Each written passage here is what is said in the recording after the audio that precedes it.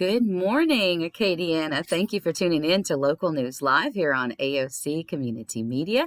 We put on this program each weekday at 9 o'clock featuring news from the Acadiana Advocate, local and state stories, even some fun stuff later on this hour, this day in history, the Zodiac, or I'll let Bruce tell you how he likes to say those. The horoscopes, is that it?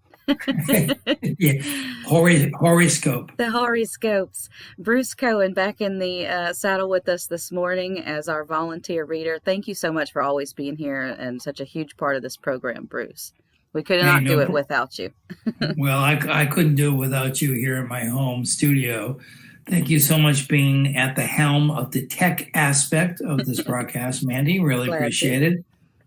So good morning, Acadiana. Welcome to the Local News Live for Tuesday, December 8th, 2020. There's a lot to cover this morning, so we're going to launch right into it. The first story is the Downtown Board urged to hire administrator, consider project soon by Claire Taylor. Lafayette Downtown Development Authority, or the LDDA, is urging the board of a new economic development district to meet soon, hire an administrator, and develop guidelines for vetting projects that will receive funding. Lafayette Center Development District, doing business as the Development Authority, entered a cooperative endeavor agreement earlier this year with the board of the Downtown Lafayette Economic Development District, one of 5 economic development districts created by the previous City Parish Council a year ago and endorsed by the City Council this year. The districts are structured so that City Council members serve as the board, separate from their responsibility as council members. The board, which approved in February the collection of new sales and hotel taxes for each district, has not met in months. The Development Authority Board on Thursday unanimously adopted a resolution urging the Development District Board to meet and consider hiring a program administrator, determine administrative procedures, and discuss timelines for receiving development proposals. The Authority Board also requested an update on collections from the 1% sales tax and 2% hotel occupancy tax that has been collected downtown since July 1st. The July 1st downtown collections total more than $19,000. If sales and hotel tax collections remained about the same for August, September, October, and November, the fund could contain around $95,000.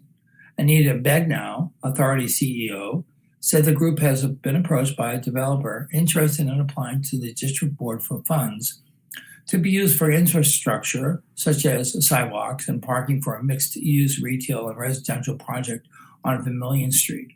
The developer's request prompted the authority's resolution, she said. City Council Chairman Pat Lewis, who is also chairman of the Downtown Economic District, said he hopes to schedule board meetings soon. 2 groups, the Lafayette Public Trust Financing Authority and staff of the Acadiana Planning Commission, approached him about serving as administrators of the economic districts. Kevin Blanchard, executive director of the Financing Authority, said the agency is interested in serving as administrators for all 5 economic districts, which are in the city of Lafayette. The district boards will make up all decisions on which projects to fund, Blanchard said. The Financing Authority would provide functions such as arranging board meetings, providing staff for the meetings, and other administrative tasks. The Financing Authority, which builds housing developments in the city, will not apply for funds through the economic districts for its own projects, he said. We just want to make sure that all the EDDs are successful, he said. Monique Boulay, CEO of the Acadiana Planning Commission, said she has had conversations about her staff administering 1 or 2 of the districts, University Gateway and Trapper. Boulay said it makes sense for our staff to administer the University Avenue district because it has been involved in the University Avenue corridor restoration project, including securing funding and assisting with public hearings and planning meetings. Her staff would prepare for the board's meetings and could provide research on the University Avenue district, she said. The Trapp district, which includes part of the Interstate 49 Lafayette connector area, also makes sense, Boulay said, because the Planning Commission is involved in the connector project, and any work done in that sector would have to be coordinated with federal highway officials. When the Trappy developer approached her excuse me, about administering that district, she said. Lafayette Parish Mayor President Josh Guillory, who opposed the districts and tried to abolish them, serves on the Acadiana Planning Commission Board. Boulay said the commission board will have no involvement with the administration of the districts. The decision on who will administer them will be made by the city council members acting as the boards of the 5 districts. The districts include Northway around Northgate Mall, University Gateway along University Avenue, generally between Cameron Street and Interstate 10, downtown Lafayette, the Holy Rosary Institute, established to aid in restoring the former Black Catholic school, and Trappy. The next article we have up for this morning is quarantine changes for schools okay. State officials allow return after 7 or 10 days by will and tell. State health officials Monday gave public schools and others the go-ahead to relax quarantine rules during the coronavirus pandemic after the Federal Centers for Disease Control and Prevention loosened its guidelines. Under the new policy, students, teachers, and staff can end their quarantine after 7 days if they test negative for the coronavirus and show no symptoms, and after 10 days without a test if no symptoms surface. The previous policy required quarantines of 14 days for students and others who came in close contact with someone who tested positive. State Superintendent of Education Cade Brumley said last week the 14-day rule was posing problems for schools and that most students sent home were because of the quarantine rule, not because they tested positive. We support the decision of the Louisiana Department of Health to align guidance with the updated recommendations by the CDC, Brumley said in a statement. It's important that our schools are open and functioning properly. District superintendents also made a pitch for more relaxed rules and said the previous policy threatened school operations.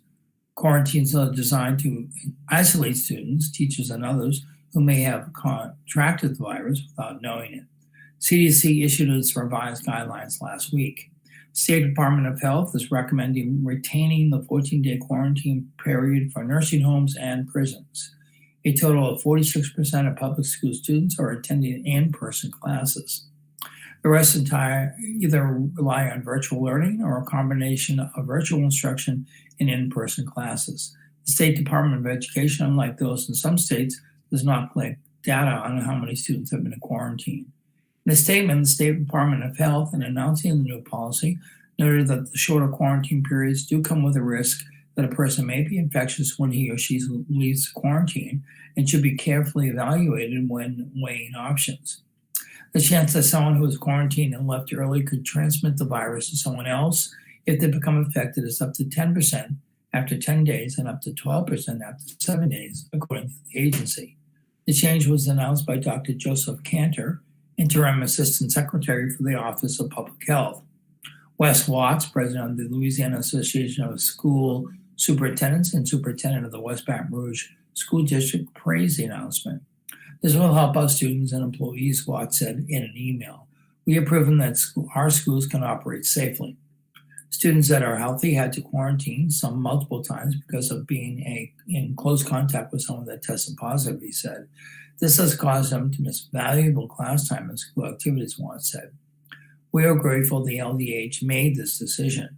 Brumley said public schools have been shown not to be super spreaders of the virus. We believe continued adherence to our mitigation efforts, such as group sizes, face coverings, physical distancing, and hand washing, are critically important, he said. We must remain vigilant until this pandemic ends, especially during the holiday season. The new policy was sent to school districts on Monday. Governor John Bel Edwards had last month ordered bars and other services into a modified version of Phase 2, back from the looser Phase 3 rules, amid the rising number of cases in Louisiana. However, Edwards said it's up to individual school districts to decide whether to remain in Phase 3 or a new version of Phase 2.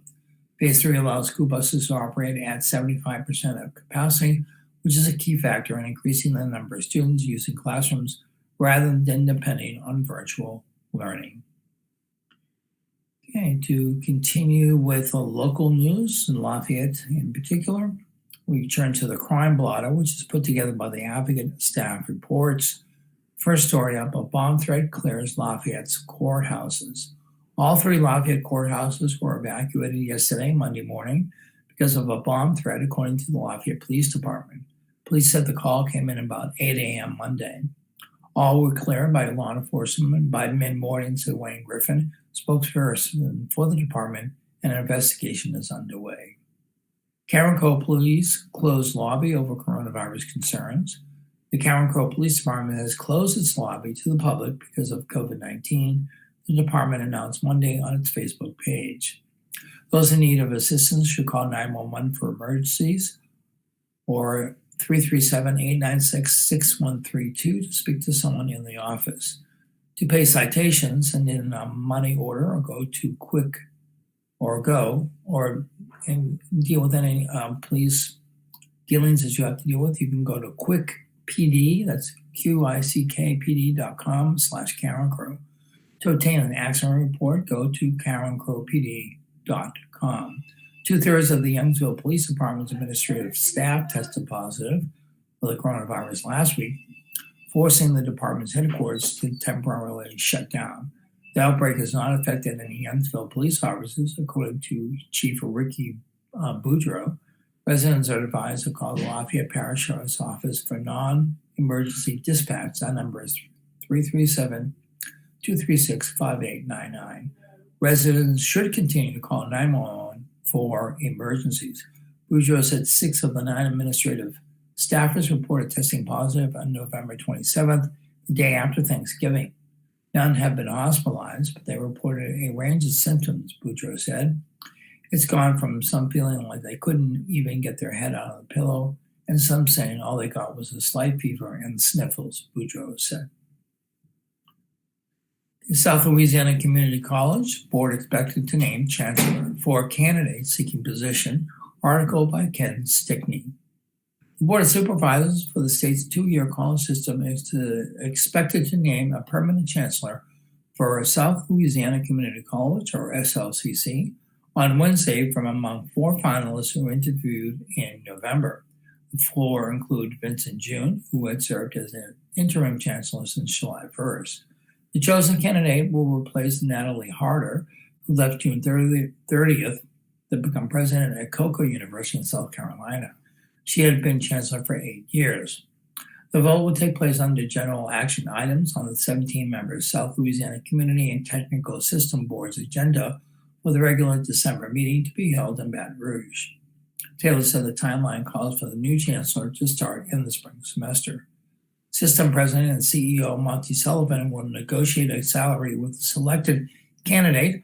Harder's salary when she left was $217,895. In addition to June, finalists include Mickey Best, former Canada's president for the 2-year New Mexico State University grants, Heather Begard, vice president at the Lake Sumter State College in Florida, and Adrian Douglas, former president of Cloud County Community College in Kansas. None of the candidates have withdrawn from the selection process by this week, system spokesman Quinton confirmed. The candidates were interviewed remotely and met for 45 minutes each with 2 groups that included college officials and the public. June, who led the 2-year Georgia Perimeter College in Atlanta as an interim, is a Florida native who has spent almost all of his career in college administration.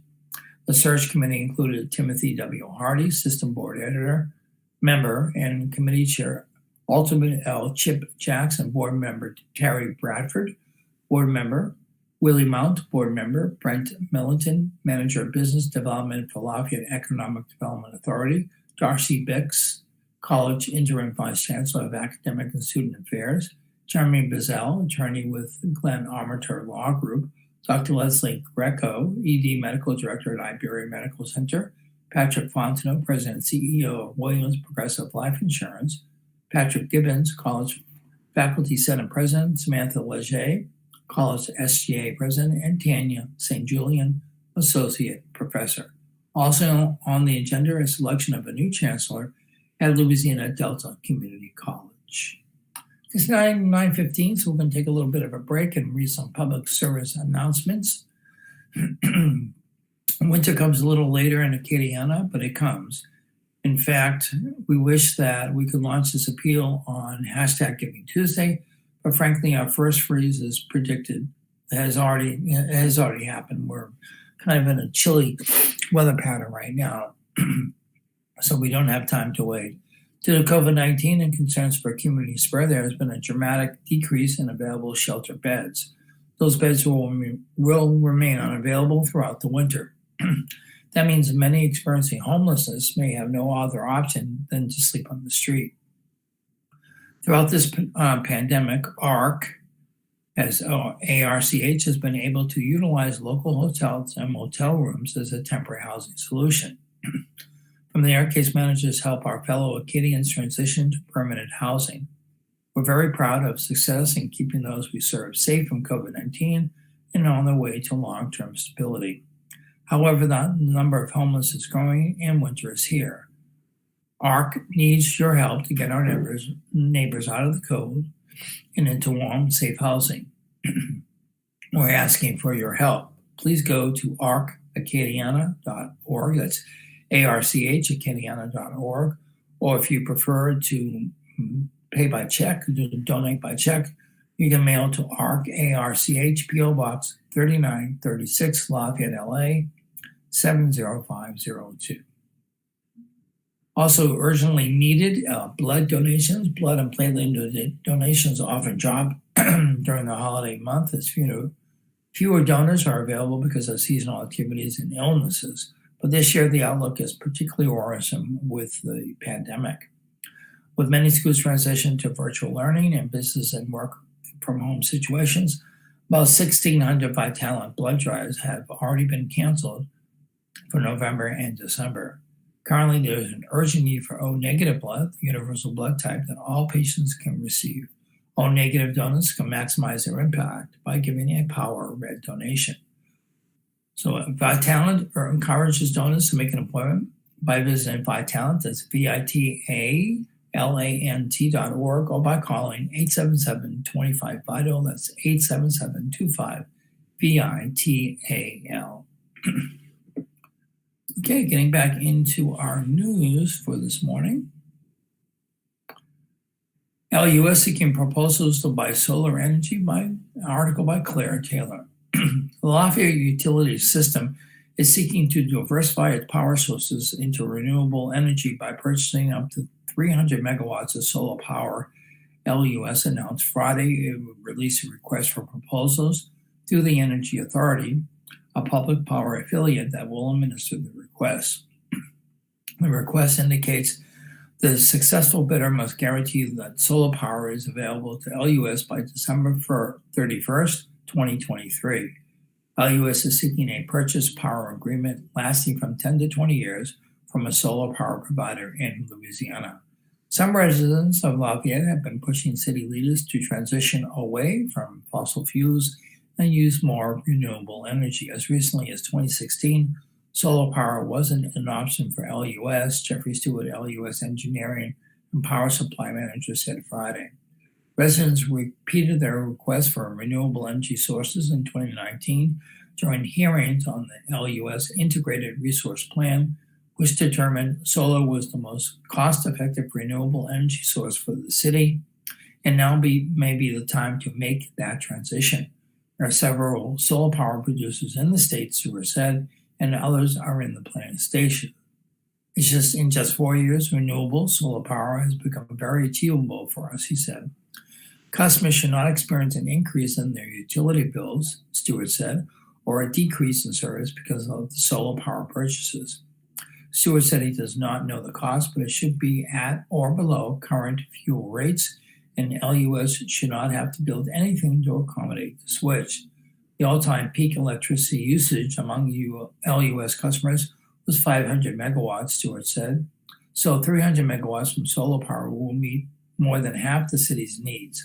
To take this big of a step, he said, Lafayette should be proud. To access the recent documents, you can visit the Energy Authority's procurement site. That's teamarketplace.azure websites.net. Or for questions, you can email LUSRFP at teeninc.org. That's LUSRFP@TEAINC.org. And just as a side note, if you go down Cajun Hill Boulevard, past Congress, all the way to Erat's Landry, you'll see on your right-hand side, you get the Erat's Landry, a huge solar power field that is now currently being used for renewable energy sources for the University of Louisiana Lafayette. Check it out. It's a huge field, and that's providing a lot of the energy resources for the university. All right, turning to coronavirus, a killer on par with cancer heart disease by Jeff Asher. The first COVID-19 vaccines will be rolling out to Louisiana residents soon, and the light at the end of the tunnel is visible. It's still a ways away, though. The state's third wave of COVID-19 is clearly here, and with it has come increased cases, hospitalizations, and eventually deaths. Early in the pandemic, some compared this disease with the seasonal flu, but the data now makes plain that this virus has been far more deadly than even the worst flu season. Indeed, comparing COVID-19 deaths in 2020 with other common causes of death in Louisiana underscores just how horrible this disease has been here.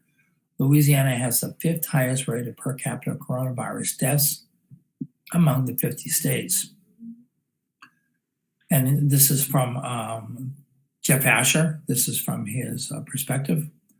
I pulled the average number of people, so it's a op-ed or a personal column. I pulled the average number of people who died from various cases in each parish between 2012 and 2016 from the National Institutes of Health to highlight COVID-19's terrible toll. There have been more than 6,500 COVID-19 deaths in Louisiana as of early December, only 8.5 months since the first one was announced.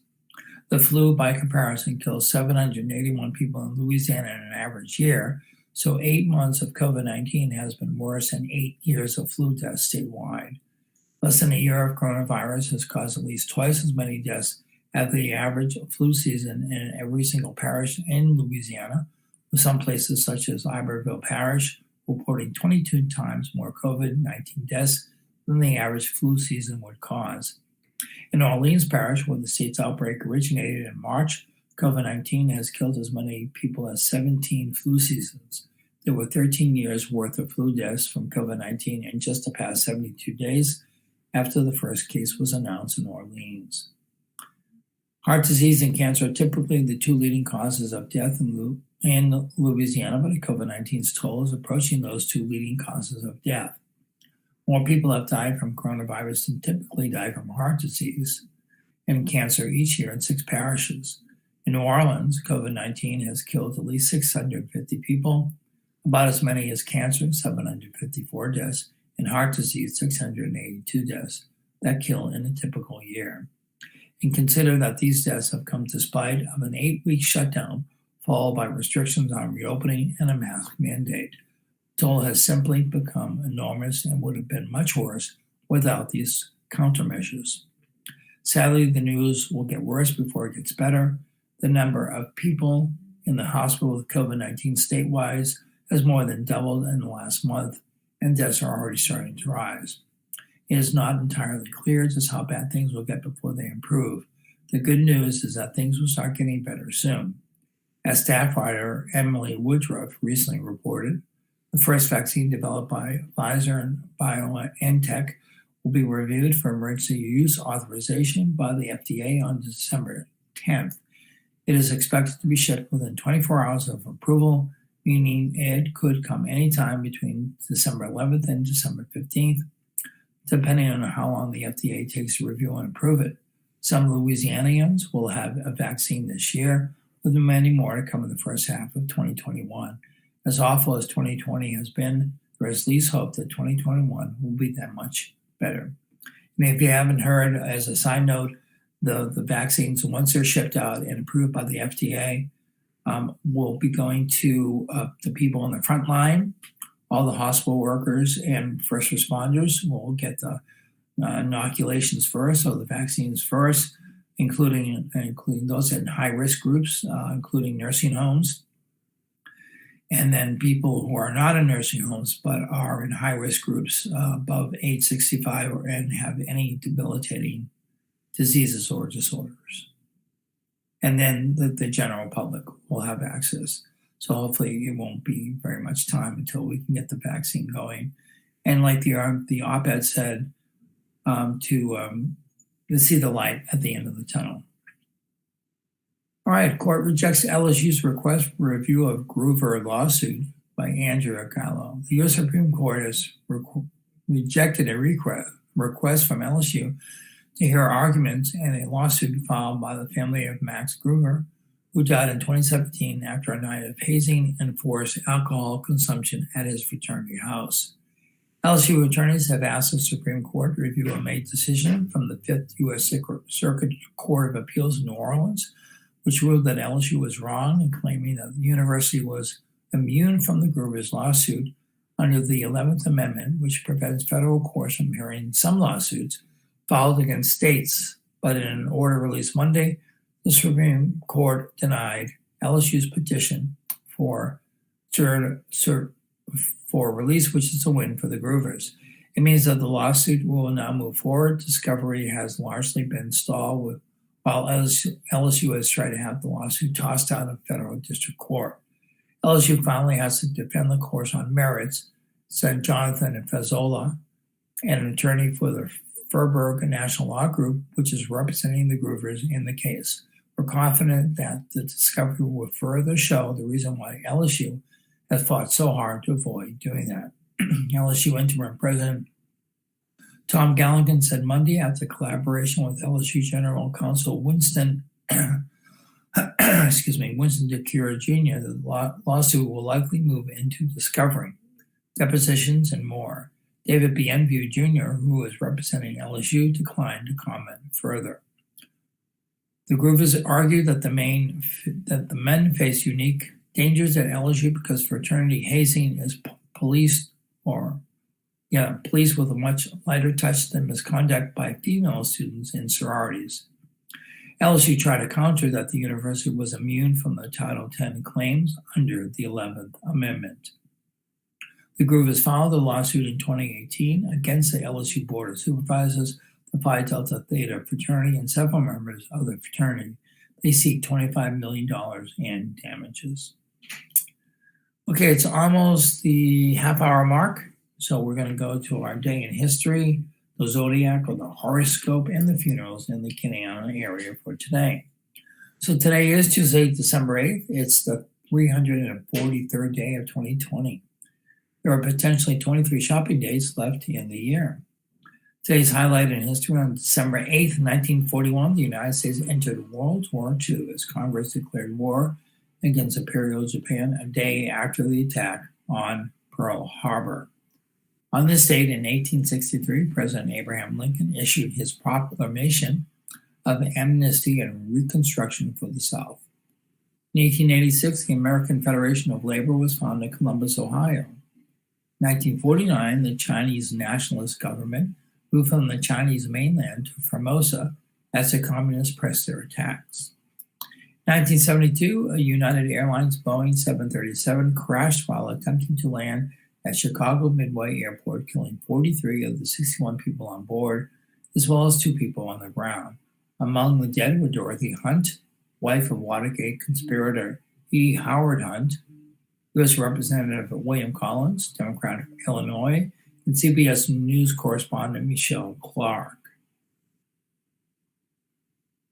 In 1980, rock star and former Beatle John Lennon was shot to death outside his New York City apartment building by apparently a deranged fan. That was 40 years ago today, folks. John Lennon left our world. 1987, President Ronald Reagan and Soviet leader Mikhail Gorbachev signed a treaty at the White House calling for destruction of intermediate-range nuclear missiles. In 1998, the Supreme Court ruled that the police cannot search people and their cars after merely ticketing them for routine traffic violations. In 2008, in a startling and about-face, Khalid Sheikh Mohammed told the Guantanamo war crimes tribunal, he would confess to masterminding the September 11th attacks. 4 other men also abandoned their defenses. In 2013, hundreds of thousands of protesters poured into the streets of the Ukrainian capital of Kiev, toppling the city of former Soviet leader Vladimir Lenin and blocking key government buildings in an escalating standoff with the president on the future of the country. 2014, the U.S. and NATO ceremonially ended their combat mission in Afghanistan, 13 years after the September 11th terror attack sparked their invasion of the country to topple the Taliban-led government. 10 years ago on this day, hackers rushed to the defense of WikiLeaks, launching attacks on MasterCard, Visa, Swedish prosecutors, a Swiss bank, and the others who had acted against the site and its founder, Julian Assange. 5 years ago, China declared its first ever red smog alert as poisonous air quality forced the government to close schools, order motorists off the road, and shut down factories in and around Beijing. 1 year ago, rapper Juice WRLD, age 21, who rose to the top of the charts with Lucid Dreams, died after what was called a medical emergency at Chicago's Midway International Airport. A coroner determined that the death resulted from an accidental overdose of the opiate oxycodone and codeine. Today's birthdays: flautist James Galway is 81 years old today. Singer Jerry Butler, 81. Pop musician Bobby Elliott from the Hollies, Buddy and the Hollies, or from the group The Hollies, from the Britain group The Hollies, is 79. Actor John Rubinstein is 74. Actor Jim Basinger is 67. Rock musician Phil Collins from the Def Leppard group is 63. Political commentator Ann Coulter is 59. Rock musician Marty Friedman, 58. Actor Wendell Pierce from New Orleans is 57. Terry Hatcher, 56. Singer Sinead O'Connor, 54. Baseball Hall of Famer Mike Mussina, 52. Actor Ian Somerhalder is 42. Rock singer Ingrid Michaelson, 41. R&B singer Christy Michelle is 38. And country singer Sam Hunt, 36. Okay, moving forward to our zodiac or the horoscope for today. If you're a Sagittarius, you want to create a designated workout room, creative corner, or comfortable place to kick back with someone you love. Your effort will make a difference to your emotional well-being. Capricorns, keep your emotions under control and your mind on what you're trying to achieve and bring about the changes that will help you reach your objective. Show compassion and understanding. Aquarius, use intellect to win support and to get ahead. An enthusiastic approach will help deter anyone trying to get in your way. Uncertainty and vacillation will hold you back. Pisces, ask what you can do for others, not what others can do for you. Refuse to get entangled in a situation that is divisive or misleading. Stick to the facts and do your best. Aries, liberate your mind, take action, and make your dream come true. Stop thinking and start putting your plans in motion. Join forces with someone you love. Taurus, embrace what's going on and turn chaos into order. Consider what you are aiming to achieve and don't stop until you reach your objective. Turn any negative you face into a positive. Gemini, learn from the experience you've endured and you will stumble across a better way to handle similar matters. Question motives, ask questions, and rely on facts. Cancer, add value to your home and make an investment that will encourage you to use your skills. Personal growth and physical improvement will lead to positive results. Romance is on the rise. Leos, learn all you can before you commit to someone or something. Expect underlying problems to surface. Back away if you feel pressured. Taking a risk will leave you in a precarious position. Virgos, my birth sign. Distance yourself from people who are a terrible influence. Put your time and effort into self-improvement and honing your skills. Personal growth will lead to better relationships. Libras, associate with people who have something to offer, will make you think, and will provide mental stimulation. Refuse to let negativity take over or push you in a confusing direction. Scorpios, stick to familiar people, places, and projects, and offer a unique spin that will lead to new trends and possibilities.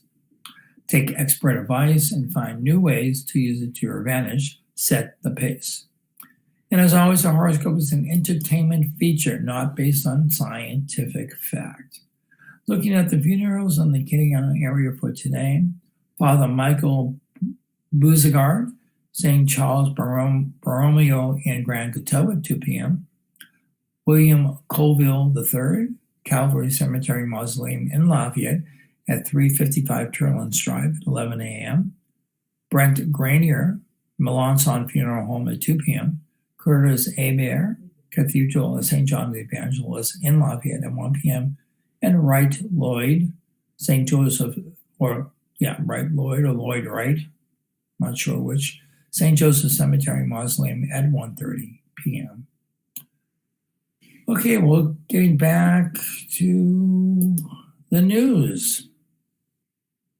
Draftkings could rebrand Bell of Baton Rouge. Fantasy Sports Company may put its name on the riverboat by Timothy Moon.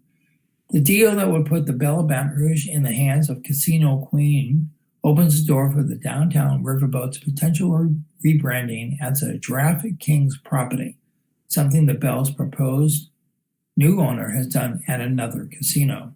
Draftkings already has a marketing agreement with Casino Queen, which owns the Draftkings at Casino Queen Riverboat in East St. Louis, Illinois.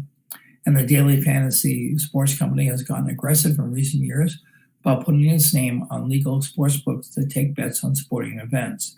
This could open the door for rebranding at a later date, said Daniel Holmes, a partner in national practice leader with Reuben Brown in Las Vegas. Reuben Brown is an accounting, tax service, and consulting firm that works with the casino industry. Makes a lot of sense to do it, and it's an easy expansion of the brand. Draftkings put its name on the East St. Louis Riverboat Casino in July, a few months after the first legal sportsbooks opened in Illinois, along with a brick-and-mortar sportsbook. Draftkings offers a sports betting app in Illinois. A Draftkings sportsbook has been operating at the Scarlet Pearl Casino Resort in D'Iberville, Mississippi since 2018. In September, it opened a Draftkings sportsbook in Manchester, New Hampshire, through an agreement with the New Hampshire Lottery. On Monday, the company announced that it reached a deal with the Massachusetts Pequot Tribal Nation in advance of the launch of legal sports betting in Connecticut. The tribe owns and operates the Foxwoods Casino, one of the largest gambling properties in the world. East Baton Rouge voters easily approved sportsbooks during the election last month. The legislature still needs to pass the rules that outline how the industry will operate, meaning it likely won't be until 2022 that the first bets can be placed. Holmes said in many states, the ability to offer wagering at a sports book or through an app is tied to legacy casino operators. Draftkings would have to wait 18 months before getting into the lucrative Illinois sports betting market, so it made sense to cut a licensing deal with Casino Queen. Along with the Draftkings property in East St. Louis, Casino Queen has a riverboat in Marquette, Iowa. The company, which is employee-owned, regularly looks for opportunities to build its portfolio, Holmes said. Caesars Entertainment announced last week that it reached a deal to sell the Bell to Casino Queen for an undisclosed amount. The deal is expected to be completed in mid-2021, pending the regulatory approval. Mike Noel, chairman of the Louisiana Gaming Control Board, said the process of approving the state of the Bell will take several months. Noel said while he heard from attorneys from Casino Queen, the subject of rebranding the Bell as a Draftkings property did not come up. I suspect we will see them here in the near future, he said. Draftkings and its rival FanDuel are both expected to go before the board in early 2021, applying to other daily fantasy sports betting in Louisiana. Noel said it's hard to say if the state would have a problem with rebranding the Bell as a Draftkings casino. We're waiting to gather more information, he said. And that's kind of entertainment based, so I'm going to read you another definitely entertainment story. LSU's Old State Capitol celebrates Women in Art exhibit, staff report. In celebration of women, an art exhibit created by the contemporary fiber artists of Louisiana is the latest show in a series celebrating women and their accomplishments at Louisiana Old State Capitol, 100 North Boulevard in Baton Rouge. The show runs through December 19th and features nearly 30 pieces of artwork. Each artist created a special piece to be featured in the exhibit with the theme in celebration of women. From quilts to jewelry to sculptures, the art is created with thread, fabric, wool, and other fiber materials. Several are for sale. The exhibit is a contemporary complement to the year-long exhibit, Louisiana's Lion-Hearted Ladies Champion the Rights to Vote. For more information on the contemporary fiber artists of Louisiana, visit Contemporary Fiber Artist of FLA.com. That's Fiber Artists OFLA.com. The Old State Capitol is open from 10 a.m. to 4 p.m. Tuesday through Friday, and 9 a.m. to 3 p.m. Saturday. Admission is free. For more information, you can call 225-342-0500, or you can visit the Louisiana Old State Capitol website in celebration of women. That would be the part of the Old State Capitol website you would want to put into your browser to get that information. Okay, and this is more garden related, so I'd like to read this little article before moving on back into the news. LSU Ag Center Garden News, Think Pink. Red is the most popular, but maybe it's time to consider pink for poinsettias by Heather Kirk-Ballard. From colorful poinsettias to Christmas trees, mistletoe to Christmas cactus, there are lots of beautiful plants you can use to spruce up and decorate your home this season. You can also find lots of evergreen materials such as holly, pine, fir, spruce, boxwood, magnolia, and others, in addition to herbs in the natural landscape that can be turned into swags, wreaths, and garland for the holiday season. Poinsettias are not only the most popular plant sold during the Christmas holidays, they are the best-selling potted plant in the United States year-round. The holiday favorite is native to Mexico, where Franciscan monks utilized the plants in their nativity processions. Poinsettias are also used to make red and purple dyes for clothing and textiles. Montezuma, the last Aztec emperor, was said to have caravans of poinsettias shipped to the capital city. The plants come to the U.S. in the early 1820s and 30s, shipped by Joel Roberts Poinsett, the first U.S. ambassador to Mexico, to his home in South Carolina. A passionate botanist, Poinsett shared them at Christmas with friends and family. Poinsettias gained an opportunity in the early 1820s and 30s, shipped by Joel Roberts Poinsett, the first U.S. ambassador. Poinsettias became popular in the 19th when grower Paul Eck developed the first poinsettia that could be grown indoors in pots. He used to sell them by the roadsides in Hollywood. Poinsettias have come a long way since the early 1900s. Today, there are hundreds of varieties.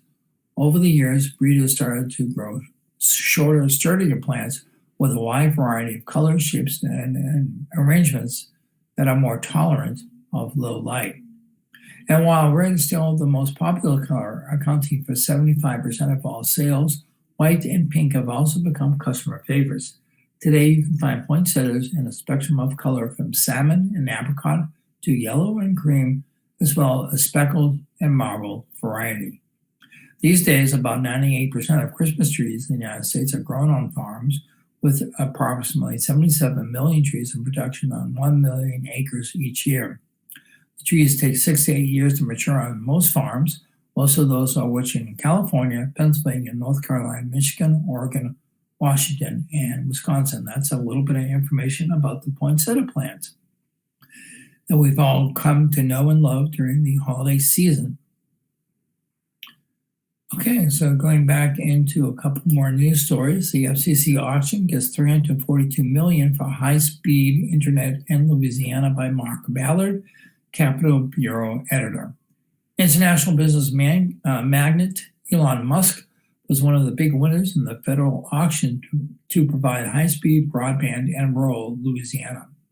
The auction allocated $342 million to provide high-speed internet to about 175,692 unserved Louisiana residents over the next 10 years. But very few companies based in Louisiana were in the running for the allocations. The Federal Communication Commissioner's Rural Digital Opportunity Fund Phase 1 auction released results on Monday. The auction began in October. About 332 residents will receive the rural broadband once the contracts are finalized, which will take place sometime in January. Nearly all locations in Louisiana that were eligible for the auction will be receiving access to broadband with speeds of at least 120 Mbps, with 82% getting gigabyte speed broadband, the FCC stated in a press release.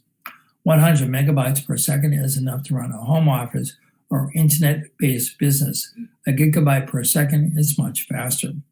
A total of $9.2 billion was bid for a service to 5.2 million locations nationwide. We structured this innovative and groundbreaking auction to prioritize bids for high-speed, low-latency services to deliver the best results for rural Americans, FCC Chairman Ajit Pai said in a statement. This auction was the Commission's single largest step ever taken toward delivering digital opportunity to every American and is another key success in our ongoing commitment to universal service. A dozen companies won bids to service Louisiana. Northeast Louisiana Power Co-op, based in Winnsboro, and Claiborne Electric Co-op, based in Farmerville, grouped together to submit a broadband bid. But Mark Brown, Chief Executive Officer for Claiborne, said the bids got so low they had to opt out. Elon Musk is the founder and chief designer of SpaceX, which is a private concern providing transportation to space, and the chief executive officer of Tesla Incorporated, a company making high-end electric automobiles. LSU's 60 files sent to lawyers. Interim President talks investigation, pandemic, financial challenges. Article by Andrea Gallo. LSU Interim President Tom Galligan said Monday that the university has sent more than 60 files relating to a similar number of sexual misconduct and sexual violence cases to attorneys from the Hush Blackwell law firm as fallout mounts from allegations that LSU has botched its responses to such investigations. Galligan, speaking virtually to the Baton Rouge Press Club, again urged patience with the law firm investigates LSU's handling of sexual harassment and domestic violence cases from the past few years. While Galligan pledged transparency going forward, LSU football coach Ed Orgeron refused to answer questions during a news conference Monday about whether he or his staff have participated in the investigation. Galligan told the press club that he hears those calling for more immediate and punitive action for LSU officials who have been accused of mishandling sexual assault and violent crimes, but asked why no officials have ever been placed on administrative leave while the investigation is ongoing. Galligan said he wants to wait for Hush Blackwell to paint a more complete picture of who knew what, when, and what actions they took before he moves forward. Multiple former LSU tennis players say they have reported a teammate's physical abuse at the hands of a football player to tennis coaches Mike Sell and Julia Sell between 2017 and 2018, but that the Sells did not take action. Verge Ashbury, Deputy Director of Athletics, has also acknowledged that he did not report an incident in 2018 when a football player texted him and admitted to hitting the tennis player Jade Lewis. Ashbury said the player, Drake Davis, recanted his confession after he called him. Davis was arrested later that year and pleaded guilty in 2019 to battery. Going into the spring semester, Galligan said LSU is weighing mandatory coronavirus testing policies, but they added it's still too early to return to fully in-person classes again. He said he expects half of classes during the spring to be done virtually or hybrid in person, and that most of those virtual classes will be delivered to students in real time. He said LSU will continue to emphasize the importance of mask wearing and that testing wastewater throughout campus for traces of the coronavirus has helped LSU prevent widespread transmission of the virus. Wastewater testing has been a lifesaver to us all, Gallagher said. Okay, we'll go into our sports for the last few minutes of our broadcast this morning. Keeping LSU coaching staff intact will be next to impossible. Let's see if there's an LSU. LSU story. Saints. Oh, yes, his LSU. LUS. ULL, excuse me. 3 points of contention. Cajuns hope to address long-range shooting turnovers versus LSU A by sports writer and staff writer Kevin Foote. More this year than any other, perhaps, the early season college basketball schedule is about identifying shortcomings and addressing them as quickly as possible. The Raging Cajuns men's team are no different. So as Coach Bob Marlin's squad prepares for Tuesday's 6 p.m. game against LSU Alexandria at the Cajun Dome, there are two categories he definitely wants his team focused on. For starters, the Cajuns 2-1 are now shooting the ball from the three-point arc well at all in the young season. After 3 games, they're not shooting the ball well from the three-point arc, After 3 games, UL has only made 69 attempts behind the arc, which is 23.2%. In Saturday's 84-73 win over LSU Shreveport, it didn't get any better, hitting just 6 of 26 tries, but 23.1%. We just need to make shots, and it is a concern because we've got a good shooting team, Marlon said. We shot really well in practice, and we've had 3 subpar outings. We've been good at getting to the free throw line and converting free throws. That's been one of the reasons we're 2-1, but I think we've been outscored by 42 points at the 3-point line, and that's unacceptable. Brian Ayew hit a pair of bombs in Saturday's win, and Cedric Russell did hit back-to-back threes, but it was only 2 of 7 on the night behind the arc. For the most part, we've gotten the shots that we wanted, Marlon said. We haven't forced too many. We did try and push the ball inside with Theo Akuba, and for good reason. We went to play inside out, but we still need to get some clean looks. We're going to have a game here soon, guys, where we jump up and make 4 or 5 in a row and have a double-figure night. The other problem is turnovers. UL committed 17 more Saturday to give the Cajuns 53 in just 3 games compared to 39 assists. We've been outshot from the three-point line every night, and we've lost the assist-to-turnover battle every night, Martin said. In Saturday's loss, LSU's turnovers range from stepping out of bounds inadvertently, poor communication, and offensive fouls. They all add up, Marlon said. They're not just bad passes necessarily. In other words, there's a legitimate steal by the opposition, and then there's self-inflicted wounds. We've talked about trying to value the ball, Marlon said. Make sure the other team takes it from you. If they're going to get a steal there, then that's one thing. You've got to value the ball and be strong with it. If they take that, that's one thing. But don't just hand it to them. LSU Shreveport, on the other hand, only turned it over 9 times in their loss. We talked about it after the last game, Martin said. We talked about it tonight at halftime. We've got to do a better job. That's one thing that LSU Shreveport does a good job of. I think they're plus 98 after tonight. They won the turnover battle tonight. They do it every game. They've got some quick guys, but more importantly, they value the ball and take care of it. Okay.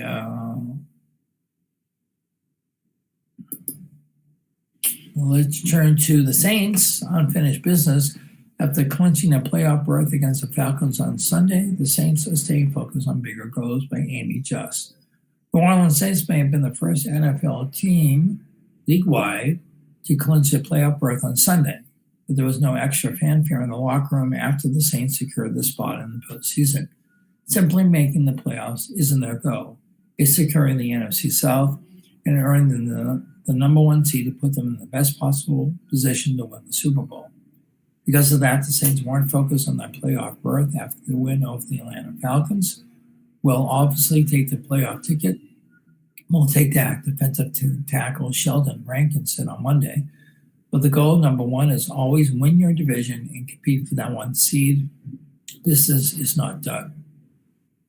The Saints can lock up the division record-setting 4th straight NFC South title this upcoming Sunday in a couple of ways. If the Saints beat the Philadelphia Eagles, who are 3-8-1 for the season, the Saints win the title, regardless of what the Tampa Bay Buccaneers, 7-5 for the season, outcome is in their game against the Minnesota Vikings, who are 6-6. If the Saints somehow lose the floundering Eagles, the Saints could still clinch the division Sunday, but they would need the Buccaneers to lose as well. And before I continue, I just want to say it's 9:55, which means our audio broadcast at our TV stations will be ending. But if you want to continue listening to the news broadcast this morning, you can tune in at our online streaming station, which is Cypress Street Radio, the CYPRESS Street Radio. Go to your browser, punch it in, go to the homepage, click the play button, or you can go to our YouTube station, which is AOC Community Media. The Saints can we did that. If the Saints somehow lose we did that. The road to the number one seed also runs to New Orleans. After Sunday's slate of games, the Saints will remain in position for the number one seed, though the Green Bay Packers, 9-3, are just one game behind. The Packers, if it's a two-way tie at the top of the regular season, is all said and done, have the head-to-head tiebreaker of the New Orleans with the Green Bay's win on September 27th. We have a nice stretch of games here that we've got to be ready to go battle for. We'll continue to work. We'll continue to go out and execute and try to keep the show rolling and hopefully be able to lock up the number one seed. But the only way you can do that is you take it 1 week at a time and each Sunday 1-0 and then let the chips fall where they may. The Saints have 4 games left on the schedule at Philadelphia, then they versus Kansas City, 11-1, and Minnesota, and at Carolina. Okay, let's see. We have a few more minutes. So let me go to keeping LSU coaching staff intact will be next to impossible by Scott Rabelais. As of Monday, there were 24 days left in 2020. There isn't a sentient being on this planet who isn't eager to put this reeking mound of refuse of a year in the rear view mirror. Yeah, kudos to that. You can certainly count Ed Orgeron, LSU football program, in that number. Orgeron said Monday during his weekly video conference, "We don't talk about 2021, we talk about finishing 2020. Well, that's partially true, and it is a thread of a silver lining for beaten down LSU football fans who are wondering how much of a price must be paid to the football gods for the perfection that was the 2019 season. 2021 basically started for LSU at halftime of Saturday's Alabama's game. Down 45-17 with no hope of rescue from their desert island, the Tigers were done. Well on their way to a 3-5 record, their season was basically over with the slim flicker of a dream upset against the team LSU loves to beat the most, long extinguished. Yes, 2 regular season games against Florida and Ole Miss likely remain, followed again likely by a bowl game somewhere, as everyone in the FBS is bowl eligible this season because of the upheaval of the coronavirus pandemic. But with Alabama in the books, there is little hope that LSU can do the rest of the way that will lift the spirits. What Orgeron said was partially true because he spoke Monday of re-recruiting draft-eligible players who are considering leaving LSU early. To be completely frank, there is no player on this team who couldn't benefit from returning for another year. Orgeron said some are dead set on going. Whoever those players are, they're making enormous, potentially multi-million-dollar mistakes. Getting players to return is one thing. Having the staff return intact is certainly something else. After climbing out of the smoking crater that was the 55-17 loss to Alabama, the Crimson Tide could have made it 7-17 if it wanted. Orgeron said he would evaluate the program at the end of the season. That means basically his coaching staff. After the way the season has gone, yes, a season rife with the record number of NFL draftees and a chorus line of injuries and opt-outs, there can't be anyone in LSU's coaching staff who will feel comfortable in their job security. Every position group has underperformed or underwhelmed to a certain degree this season or in multiple games. If you press me, I'd say the coach whose unit has done the best job is special teams coordinator Greg McMahon, but there were glitches against Alabama, the case on Boots kickoff muff that forced LSU to start from its 5-yard line down 20-1 comes to mind. Coach O, of course, has the final decisions to make, who gets to remain on his staff or goes, and it's hard to conceive that as an assistant of multiple assistants who won't go after the season. There is no way to convince boosters, recruits, and rank-and-file fans expected to refill Tiger Stadium in the post-pandemic future that the program is going to make a V-shaped recovery to championship contention. And that is it. That was a lot to get through, but we got through it.